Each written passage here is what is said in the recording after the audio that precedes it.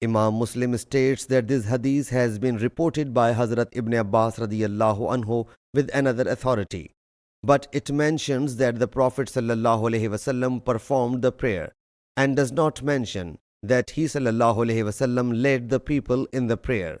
Note: majority of the companions, tabi'in and four great imams are of the view that consuming the things cooked on fire does not necessitate ablution, and the hadith which says that it necessitates ablution is revoked by Hazrat Jabir's hadith that the final act of Allah's Apostle sallallahu alaihi wasallam was that he sallallahu alaihi wasallam would not perform ablution after eating the thing cooked on fire.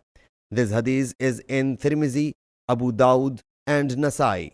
The second answer to it is that it means lexical ablution, washing hands and gargling.